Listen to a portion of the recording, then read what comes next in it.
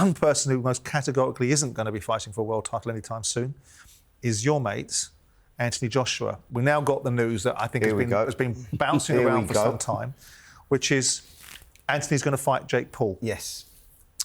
I mean, who wants to pick this up first? Can I pick this up, please? Well, there's a surprise. Go ahead. And by the way, he will be fighting for a world title soon, off the back of this one. Oh, yeah. This will be the ideal preparation for it, I suspect. There you go. Right, here we go. Yeah, well, no, this is all about the process of going through, getting back into the motion. He was going to fight a top 100 fight. Spencer, let me finish. Pack it in. Let me finish, mate. Let me tell you what the roadmap is. So he was going to fight a top 100 fighter. He was going to go in there, 8-rounder on one of the undercards or something, which is a no-win situation for Anthony Joshua anyway. This fight actually would probably be easier than the fight he was going to have. And the difference here is, and you'll understand this, you're a businessman, so you'll understand. Yes. He's going to get 50 million quid for that or 1 million quid for that, going through the same process. After he beats Jake Paul and ices him, and he's got to do that in 3 minutes, by the way, otherwise it's a lose situation again. But after he does that, there's a certain Fabio Wardley who's just become WBO world champion. Yeah. That could manifest itself, and that could be his route back into getting the world title. So let me get this right. And I understand all the arguments about the framing of the commercial decision. No doubt, no debate about it. The commercial value. How is this a preparation for a world title fight with a fighter that's been blasted out by Daniel Dubois, hasn't been active for 15 months? To some extent, I think part of Tyson Fury's downfall against Usyk was picking some of the fights that he picks. He had to fight them, the levels he was fighting at. When he went against Usyk, he'd recently fought Derek Chisora and he fought Dillian White, and he was levels above them. So when he goes in against Usyk, he can't reach that standard. How can Anthony Joshua be prepared for a world title shot against a live one in Fabio Wardley, who's full of confidence, by fighting Jake Paul for a big bag of money, which is kind of what you're alluding to. No, it's not. No, you're twisting it up. See, that's what I'm saying. That's what he said, didn't he? I said he's going through the motions. That's what he said, didn't he? He was going to have an 8-rounder against for $1 million quid. Tomato can anyway, right? He was going to do that. Yeah, now he's going in against Jake Paul and getting 50 times the amount of money. So from a business point of view, we're ex-fighters. You go, that's called prize fighting. But this isn't a tomato can. This is a stuff. But Simon, it doesn't matter what fight it has. He just has to go through that, getting his hands up, doing the ring walk, getting in there. He's at that stage of his career. You don't need tough warm-up fights to go into a world title fight. The way you'll be looking at it is the 12-week training camp, isn't it? And he'll just go straight into a world title fight. Because, listen, with all due respect to Jake Paul, Anthony Joshua absolutely should wipe him out in 3 rounds. In his nightgown. What I've seen, what I want to address on this fight, and issues I want to bring up is, I'm sick of seeing hypocrite fighters and ex-fighters criticising this fight when they would fight Jake Paul for 5 Absolutely million right. quid. And now all this is a sort of an exhibition fight. It should be an exhibition, in my opinion. But Jake Paul has a professional boxing licence, and he's done well against ex-MMA fighters and a current pro boxer in Chavez, was it? Now he's fighting Anthony Joshua. It's a huge difference to an exhibition with Gervonta Davis. And I'm sure he'll find out on that night. But he's getting paid massively. He's achieving all these dreams what he's had since he was a kid. And Anthony Joshua's getting a nice big payday to go over and do an easy night's work against Jake Paul, which will bring eyes and views to Netflix, whether you like it or not. And that's true. Let me ask you a question, Simon. But you can't criticise if you do ask me the question after we listen to what Eddie Hearn had to say when he spoke to me last week on the show with Jim. We were going to fight in end of November or December in an 8-round fight against a bloke you've never heard of, right? For a decent sort of... Who was it? I'm not going through that, but it's a top 100 guy, on BoxRec, right? And he would have made, there was no money involved, call it $1 million, right? Or we can go out and we can do it against Mr. Paul for 50 times as much money. And by the way, in the process, we can stick one on this geezer I don't particularly like either, and we can do it in front of the whole world, and then we can go forward to the real stuff in 2026, which is really important to us, which is fighting in February and then fighting Tyson Fury or trying to get a shot at the World Heavyweight Championship. Next year, we will fight in February, and then we will fight Tyson Fury if Turki El Sheikh delivers on his plans and strategies. Look, that sort of kind of supports the position that you've taken, which is the 50 multiple of terms of you can make £1 million for fighting a quote-unquote a tomato can, or 50 million quid for making the fight with Jake Paul. The metrics of this fight, and Paul's absolutely right, the hypocrisy of people saying that this is a disgrace for him taking this fight, everyone will run towards this fight because the opportunity is so commercially big. The only difference for me is it ideal preparation if you're going to take a legitimate opportunity to be a 3-time world heavyweight champion? That, to me, defies that logic. But when you look at the scale of this fight, the economics and how the economics are made up. Netflix will pay 100 million all day for this fight because the reasons why they will pay it, so you boys understand the metrics of how this works, is when they put Mike Tyson on against Jake Paul, they managed to achieve an extra 2 million new subscribers. The lifetime value of a Netflix subscriber is $900. That means out of paying Mike Tyson and Jake Paul, the reported 90 million that they paid them, they generated 1.8 billion in additional fees for Netflix. So the growth of their subscriber base makes the metrics of this fight work. They'll pay it all day. It moves them more into sport and alongside the entertainment side of things, because we all know what this is. This isn't real sport. This is entertainment value. Yep. The sport factor is that we think that Jake Paul's going to get knocked out of the ring. But when it comes down to it, there's no real legitimacy behind this fight, behind a big bag of money. So that's the scale that it's at. Even the Saudis won't pay this kind of dough for that kind of fight. And it's not because Jake Paul's got 100 million followers on YouTube, because it is about YouTube revenues. This is about Netflix's model. They've got 300 million subscribers. If they got 2 million subscribers for Mike Tyson, they're not even making this pay-per-view. This isn't about pay-per-view. This is simply about the fact they get 2 million more subscribers at a lifetime value of $900 per subscriber. Get the numbers: 1.8 billion future revenue for Netflix against paying Anthony Joshua and Jake Paul 100 million quid. That's how that deal works. Absolutely. And that's why it works. Absolutely. And every bugger that says they wouldn't take it would take it. So everyone's a win-win, including Anthony Joshua, who says, yeah, listen, so it's an easy win fight for me, and I'll go through that process and hopefully get a world title off the back of it, with Alexander Usyk looking likely now to, relinquish all these titles. I wanted to ask you about AJ becoming a world champion. You've always been strong about him not becoming world champion. No. Let me finish the question. No, he won't become world champion again. So you don't think he does? No. So if he gets the opportunity against Fabio Wardley next, it's not a winnable fight? I think Fabio will knock him out. Yeah, no, but is it not a winnable fight? I know Fabio. You can make an argument that any fight's winnable, whether someone can execute it or not. I just want to see if you're turning a little bit. I was the only person in the room for about a year that turned around and said, Jermaine Franklin, Robert Helenius, Otto Wallin, Francis Ngannou, I don't care. Yeah. Someone puts a live one on him, then he might have a problem. Now, I didn't expect it to go the way it did against Daniel Dubois, because I looked at the confidence and the emergence of Daniel Dubois in not the same way as I looked at it during the course of the fight. But with all due respect to Anthony Joshua, he's done at world level. He ain't winning, in my view, he ain't winning a world title. You don't see Anthony Joshua becoming world champion in 2026? No. Do you boys? I said this recently, pre-Dubois and pre-Wardley Parker, you'd say it was all day for Anthony Joshua to beat Fabio Wardley.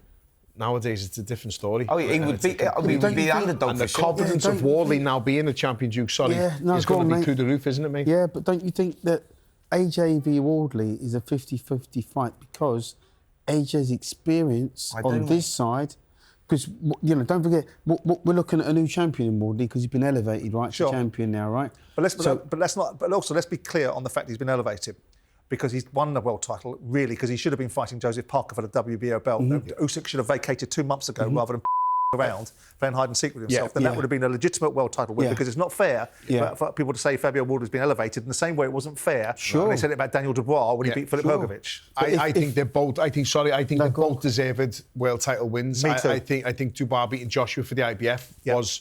Well, he already had it that time. Because he beat that was his crown and night or Hrgovic. But I think this is a deserved world title. Is Joshua training with the Usyk camp now? Yeah, he's training with the Usyk camp. If he's training with the Usyk camp and there's a marked improvement on his performance, he could quite easily clean up again. Listen, what I'm saying is, if there's a route back to a world title and let's say, we don't even know that's going to happen, but I'm saying, let's say that opportunity manifests itself, that's a winnable fight for Maybe. You can't say it's not. But is it fair for me to say, as being the only person in the room that's been nowhere near a boxing ring, so I choose my words with reverence towards yours, is it fair to say that there's fuck all wrong with Anthony Joshua physically?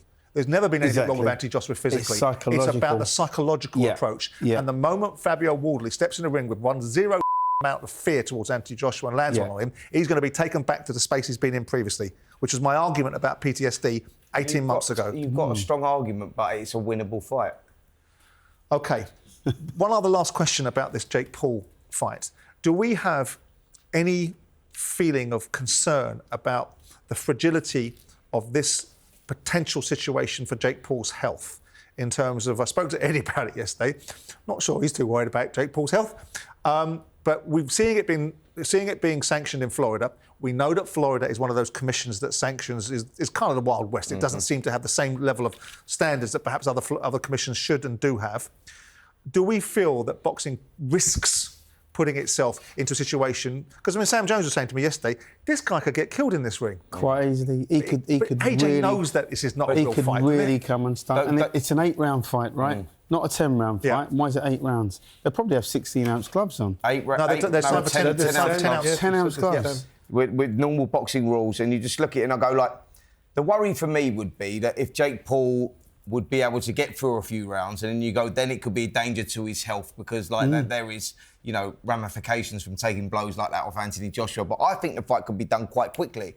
And when you're talking about the dangers and death and all that, I don't see it like that because I don't think that Jake Paul will be able to hang in there long enough to get any sort of serious harm. But don't you think because it's only an 8-round fight, he's going to mess around, tie him up, and hopefully nick a few rounds? Mate.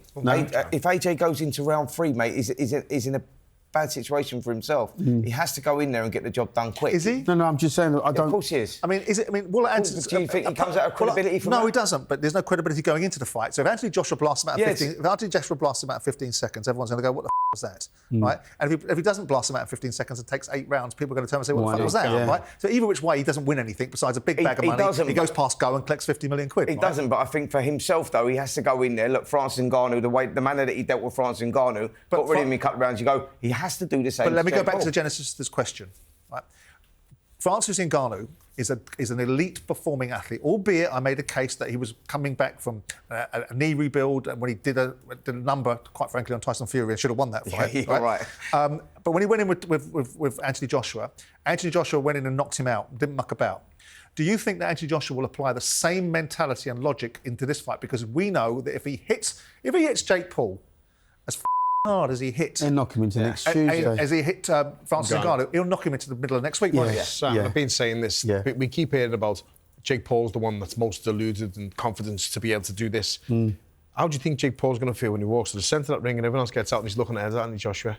And with all due respect, we've seen what Jake Paul's done in the past with fights where it takes a lot to get it. It takes a lot of balls to get in that ring. It does. He's not a fighter, and now he's become a fighter. But he's not a born fighter. When the reality kicks in. The reality's going to kick in the minute you walk to the ring and you'd expect. Do you think so? Davis, but he's run to this, and it's Anthony Joshua. He's run to this fight though. He hasn't been wooed. No one's been pitching him a woo. No. He's the one that's run towards the fight. Is he a genuine heavyweight? He doesn't look he's a that big. cruiserweight. He's He looks 200 like a pounds. cruiserweight. This is no Chavez. This is no Tommy Fury. This is no Gervonta Davis. You're going to go to the centre of that ring when everyone gets out and you're going to look eye to eye with Anthony Joshua. It's going to hit him then. But they'll bulk him up to 221 and they'll put him in with a bunch of seasoned, bigger fighters in sparring, and he'll be a bit more seasoned than he has been recently, isn't he? AJ's been told that he can come in at no heavier than 245, which was the last Usyk fight, was the last time he weighed that. Yeah. You know, so you're looking at, it's not a lot of weight that he's got to drop, but they want him in as light as possible, and he will come in at probably 220. But this isn't going to make any difference anyway. We can't, in all respect to the circumstances, before I close the subject off and move to a slightly more challenging subject, we can't take this seriously. Right, because this is the space that I get a bit pious up my own arse about sport and entertainment. I'm an authentic person. I like to see things that I think have authenticity, have integrity behind it, which is why I kind of railed against all the nostalgia around Conor Benn and Chris Eubank. But I got there in the end with the theatre and understood that we're an entertainment business, because sport and entertainment are really becoming bedfellows now. Yeah. This is entertainment. This is, to some extent, is an element of choreographed jeopardy, isn't it? Yeah. In this situation, we know that the menace is there from Anthony Joshua, but the reality is Jake Paul's probably going to get done, but done in a way that doesn't damage the boxing world and create some sort of awful headline as a result of a serious injury being inflicted, isn't it? I don't see Joshua carrying Jake Paul at all. Do you not? No, I don't see him carrying. I don't really think it's anything. That's not. But he can do it in second gear, can't he? I don't think he does, mate. I don't think he can. He can't. You think he goes in there and tries to get rid of him as quick as well, he's going to hurt him then, isn't he? He can't risk it. He's going to hurt him then, isn't he? That is the game plan. There's risk for Jake Paul. I guess it would hurt him more to lose to Jake Paul. Oh, he ain't going to lose to Jake Paul. It's about the damage he does. I mean, my view is about the damage he does to Jake Paul. And as a result of that, if something really bad were to happen, the result that it would do to boxing. Now, that's why I'm trying to position it as not... It's boxing, of course it's boxing. And maybe I'm talking myself into a cul-de-sac. It's entertainment. And that has a different sort of feel and connotation to it, because it doesn't have the same responsibility, which means that, in my mind, and you boys will probably go, piss off, what you're talking about. Joshua will go in there with a different mindset, which is he knows he can dispatch this guy. He knows it's not going to take him much to do it. So will he go in with the same murderous menace that he might have gone in against with Ngannou or anyone else? I think the pressures for Anthony Joshua is that he knows he's got to go in there and get the job done quickly. Yeah. And that's the reality of it. That's where what he'll feed off. He'll go, I can't let this kid get into round 2 or round 3 because he's all going to remember the shit I'm going to get for it. He's also going to remember the last time he was in the ring, what happened. Now, he maybe had that little bit of an attitude as Dubois not going to beat me, I'm well better than him, I can beat him. So I think this time, Anthony Joshua inside in the ring, and I mean this in the most respectful, polite way, Anthony Joshua's a bad man in that ring. Listen, a lot of people, Anthony Crollo's one of the nicest lads you'll meet outside the ring. He's a spiteful man in the ring. You have to be a fighter. On the night when that bell goes, you'll be a bad man in there, and you'll want to be hitting him. And you don't get paid for overtime. No, I get it. Just poking it around to see if there was another way of looking at it.